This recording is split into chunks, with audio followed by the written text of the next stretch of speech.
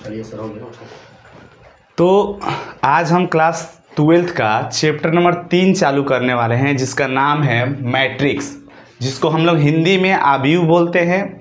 और इससे एग्ज़ाम में 6 नंबर का क्वेश्चन पूछता है, और पता होना चाहिए कि 6 नंबर है तो उससे डबल पूछता है। हर एक चैप्टर से डबल क्वेश्चन आ रहे हैं आजकल। तो 6 नंबर का है तो हम एग्ज़ाम में 12 नंबर की आने की संभावना है इस चैप्टर से।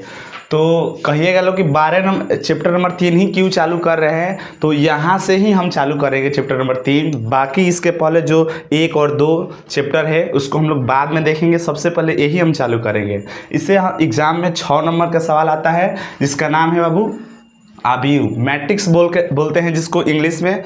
और इसमें सबसे पहले जानेंगे कि आव्यूह होता क्या है, आव्यूह का डिफिनीशन क्या होता है, इसका परिभाषा अगर बोलेंगे तो परिभाषा क्या होता है आव्यूह का। तो आव्यूह का जो डिफिनीशन होगा इसमें हम लोग को मिलेगा, जैसे हम लोग क्लास 11th में पढ़े थे अवयव के बारे में, चैप्टर 1 ही था, इसमें अवयव के बारे में पढ़ना था। तो इसको आव्यूह में जो डिफिनीशन होता है कि अवयव को स्तंभों एवं पंक्ति में सजाने की प्रक्रिया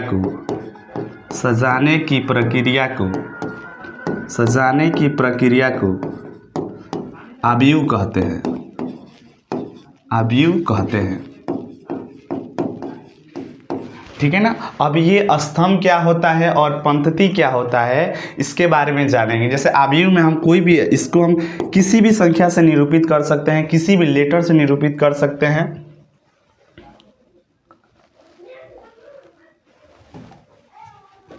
इसको हम किसी भी संख्या से निरूपित कर सकते हैं। जैसे a बराबर हम लिख दे 2 3 और 1, ये हमारा आव्यूह बन गया। ठीक है ना। अगर कुछ और भी ले लेते हैं, b बराबर हम ले लेंगे, यहाँ पे ले लेंगे 1 2 3 7 6 और 8, हम कुछ भी ले सकते हैं, ये हमारा आव्यूह है। आव्यूह में क्या होता है कि यहाँ पे इसको हम कॉलम बोलते हैं, जो सीधा लाइन रहता है उसको कॉलम बोलते हैं। से ये पहला लाइन है तो ये कॉलम 1 हो गया, ये दूसरा लाइन है तो इसको हम कॉलम 2 बोलेंगे। ठीक है ना। इसको कॉलम 1 बोलते हैं और इधर वाले को हम रो बोलते हैं। जैसे ये वाला हो जाएगा R1, ये वाला हो जाएगा R1 और ये वाला हो जाएगा हमारा R2 हो जाएगा। ठीक है ना। ऊपर वाले को कॉलम और नीचे वाले इस तरह वाले को हम रो बोलेंगे। इसको क्या बोलेंगे हम, कॉलम 1 बोलेंगे, कॉलम 2 बोलेंगे और कॉलम 3 बोलेंगे। इसको क्या बोलेंगे हम, R1 और R2, इसको हम ऐसे बोलते हैं। ठीक है। तो ये हमारा हो गया आव्यूह का डिफिनीशन कि अवयव को स्तंभों एवं पंक्ति में सजाने की प्रक्रिया को आव्यूह कहते हैं। जैसे में हमारा ये हो गया। आगे देखते हैं कि इसके आगे क्या है। अब इसके आगे है जैसे कि है यहाँ पे लिखा है आव्यूह की कोटि। आव्यूह की कोटि क्या होता है,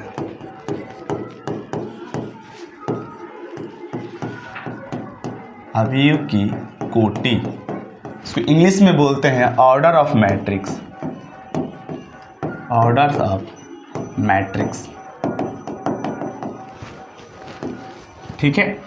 तो ये क्या होता है, जैसे कोटि का जो फॉर्मूला होता है, कोटि बराबर फॉर्मूला होता है R/C। इसको गुणा नहीं बोलना है, बाई बोलना है, R/C बोलना है। जैसे हम एगो देते हैं मैट्रिक्स A बराबर 2 3 1 और 4, ये हमारा कोई मैट्रिक्स है। तो कोई पूछे कि इसका कोटि क्या होगा, तो कोटि का फॉर्मूला क्या होता है, R/C।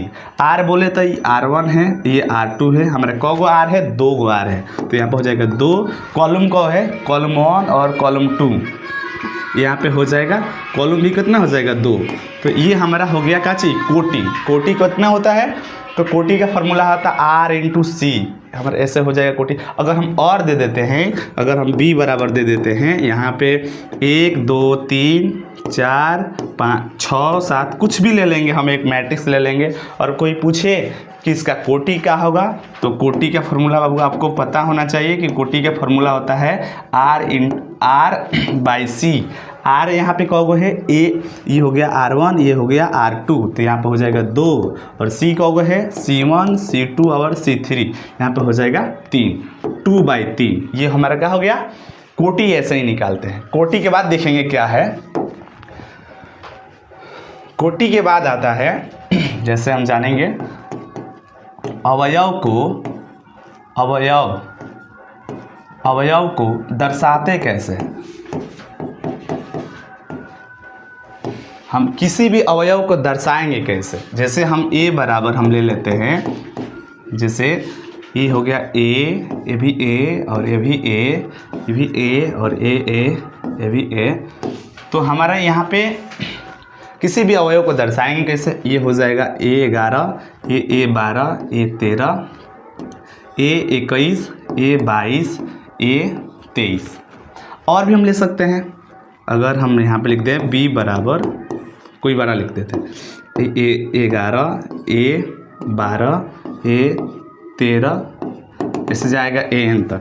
यहाँ पे हो जाएगा A21, A22 और A23, यहाँ पे A31, यहाँ पे A32, यहाँ पे A हो जाएगा A33, ऐसे जाएगा।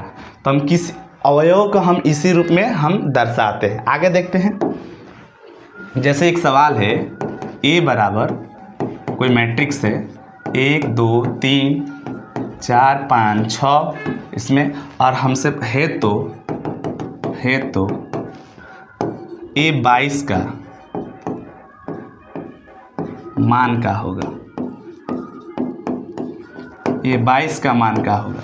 तो हमको पता है A22 मतलब है A11 है A12 है A13, A21 है A22, तो A22 का मान हमारे यहाँ पे क्या आ गया, 5 हो गया।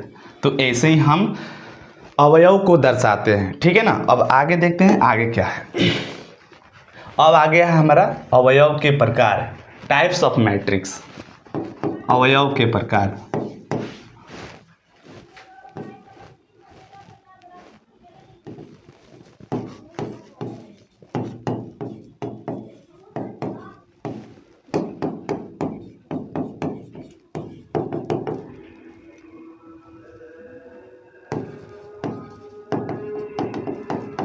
अवयव के प्रकार, पहिलका टाइप देखते हैं। पहिलका क्या प्रकार है, पहिलका का नाम है स्तंभ अवयव।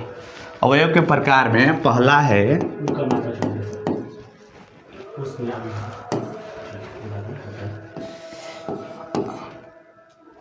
स्तंभ अवयव, इसको इंग्लिश में बोलते हैं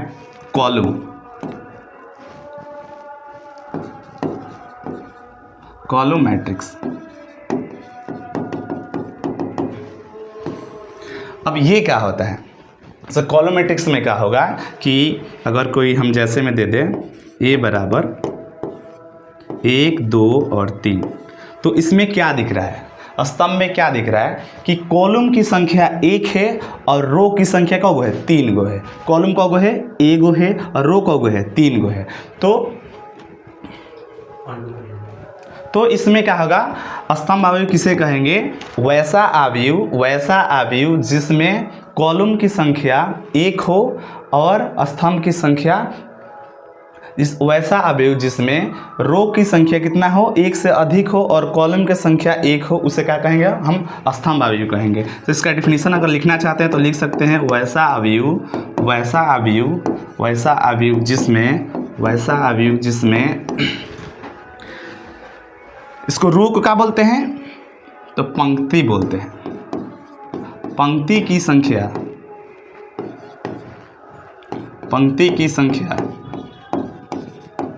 पंक्ति कौगो है, इसमें पंक्ति कौगो है 1 से ज़्यादा है और रो कौगो है 1 है। तो वैसा अवयव जिसमें पंक्ति की संख्या 1 से अधिक हो एवं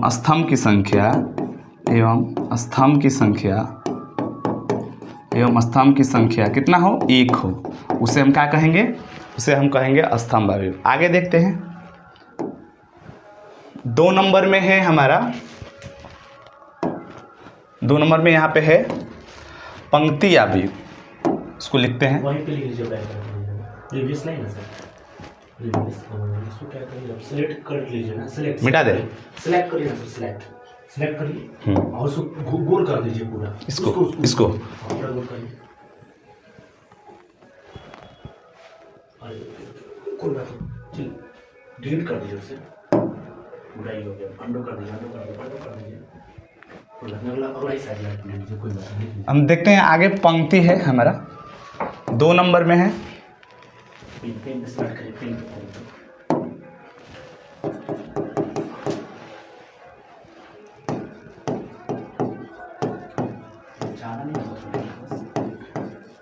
पंक्ति अवयव।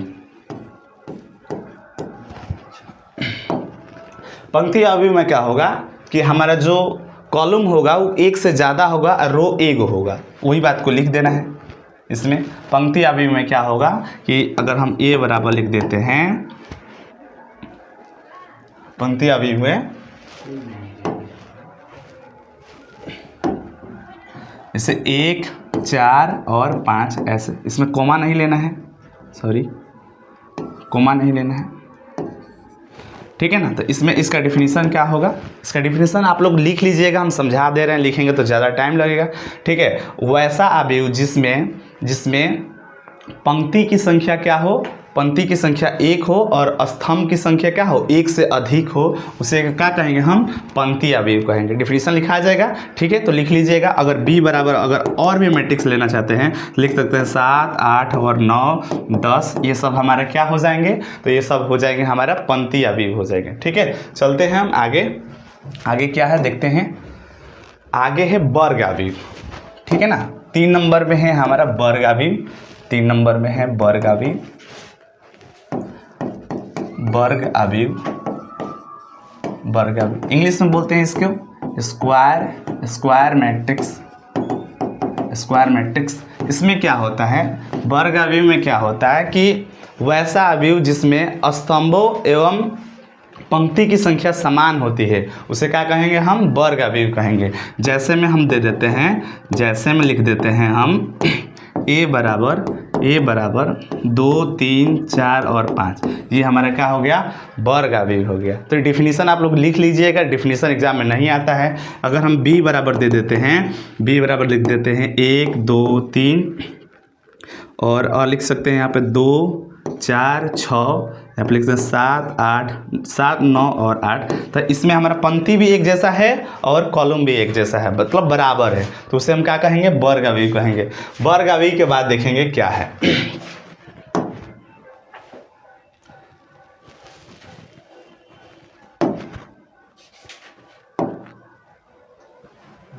विकर्ण अवयव है, ठीक है। तो इसके बारे में हम समझते हैं।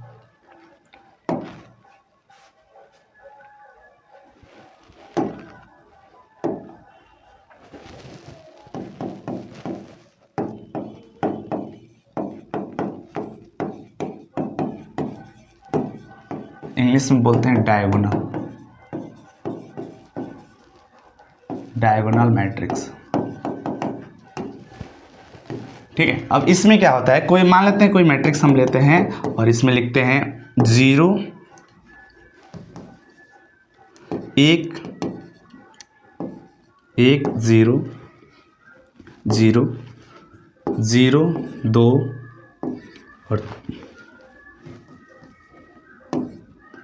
0, 0, 0, 3, ठीक है। तो इसमें देखिए इस लाइन को क्या बोलते हैं, इस लाइन को बोलते हैं हम विकर्ण, ठीक है ना। तो इसमें क्या होगा, विकर्ण अवयव में कि वैसा अवयव जिसमें विकर्ण की संख्या क्या हो, अलग अलग हो, और इसको बोलते हैं ये विकर्ण नहीं है, ठीक है। मुख्य विकर्ण अलग अलग हो और मुख्य विकर्ण के अलावा और जो अवयव होगा वो क्या होगा, वो होगा हमारा 0 होगा, उसे क्या कहेंगे हम, विकर्ण अवयव कहेंगे, ठीक है ना। अगर और भी एग्जांपल देना चाहते हैं तो हम लिख सकते हैं यहाँ पे, जैसे b बराबर लिखेंगे, यहाँ पे हम लिख सकते हैं 2, 0,